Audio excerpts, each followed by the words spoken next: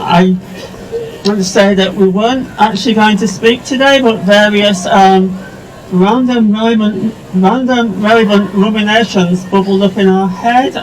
So I'm going to try and sort of go through them in maybe some semblance of, well, whatever. Just want to say a shout out to, I know there's quite a few neurodivergent people here today. There's also, I know there's also some other multiple personality systems here. You'd never fucking guess, would you? I can't remember shit. And I just want to say that you're always still valid as trans, and don't let anyone tell you otherwise. And that's important to me because we spent 8 years with mental health services in Leeds trying to detransition us after we got our DID diagnosis, and that was what I can only describe as torture, and it's not something I think anyone should ever have to go through. And I want to say that I know when people talk about conversion therapy, it's kind of implied it's consensual or that it's what people want, and I'll tell you that it will not be presented to you as conversion therapy. They won't tell you that. It's what they will try to do to you, but they won't actually tell you that they're trying to convert you. It will be presented as discovering your authentic self, which will of course just happen to be the gender, sex you're assigned at birth. And I just so would not ever want anyone else to go through that. So you're still and always valid as trans, and also having a scary diagnosis doesn't have to stop you from doing a lot of the things that you want to do in life. I did say they're random relevant nominations. I know there's I don't particularly regard myself as a trans elder, but I know people must wonder what happened to a lot of the older trans people, because we came out as trans in 1987, and medically transitioned in the very early 90s, and I'm told the reason that you don't meet many older trans people is because most of them don't live to the age that I am now, and that is just absolutely awful, just because of social and structural inequalities that mean a lot of us just don't actually make it. So sorry, I would forget otherwise. I'm just actually trying to read my own writing now.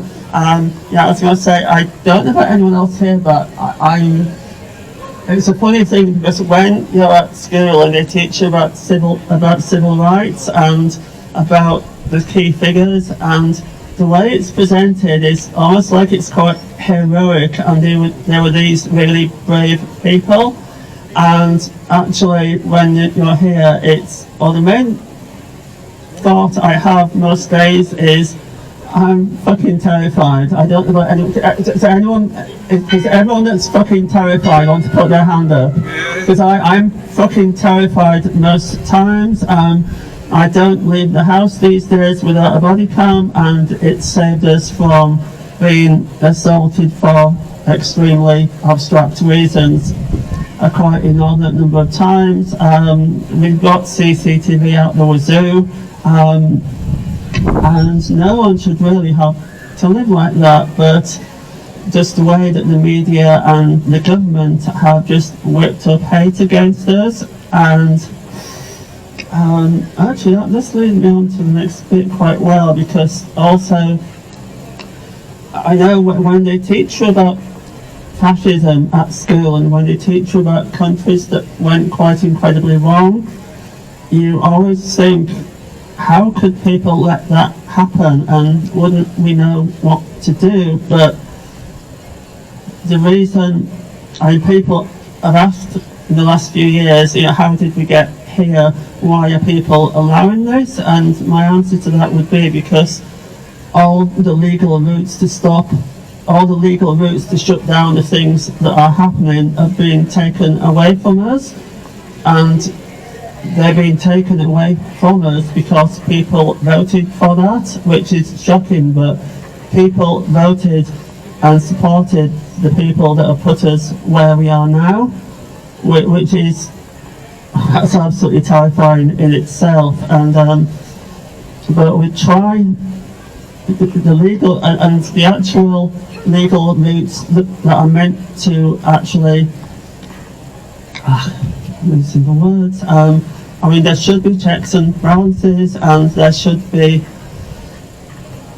things in place to actually stop this. But I know, I mean, I've tried complaining to the Press Standards Council, Council Authority, the Press Standards Organisation, and I sent them a whole raft of Daily Telegraph articles that were all totally fucking transphobic, and I reported that as harassment, and their reply was that it doesn't count because they don't recognise that you can harass a group of people. So apparently, if the Daily Telegraph prints an article a bit against an individual, and that individual feels harassed, there might be a case, but the Independent Press Standards Organisation does not recognise that you can harass a group of people.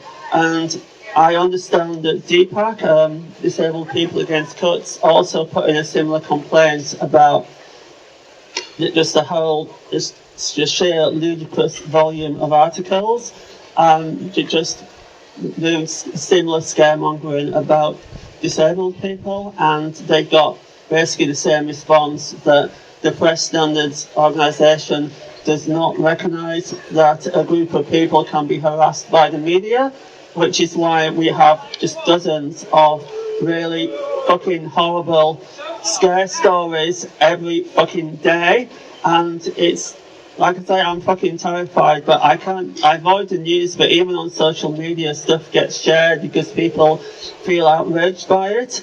And it's just, I'd say it's unbelievable, but it's not, because we're here and we're actually seeing it. And I know not so long back, a couple of months ago, there was a plan by the government, and they got the Equality and Human Rights Commission, and they were asking them to revise, you might recall this, they were asking the Equality and Human Rights Commission to revise the legal definition of sex under the Equality Act in a way that de facto would basically discriminate against trans and non-binary people, and basically not cis people. That they wouldn't actually put it that way, but that's what they wanted to do. So we wrote to the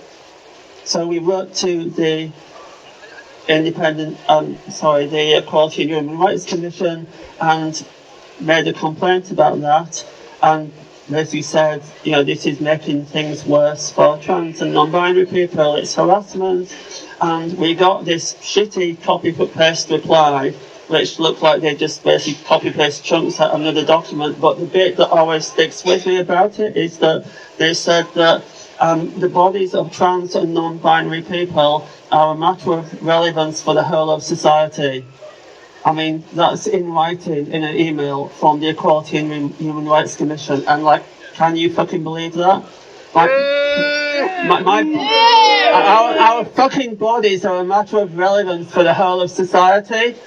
I mean, seriously, what the fuck? I mean, who actually... The whole of society can go fuck themselves. Yeah, the whole of society can go fuck themselves, because my body is none of their fucking business. Yeah, no, I'm done. Okay, great. Thank you. Thank you. Thank you.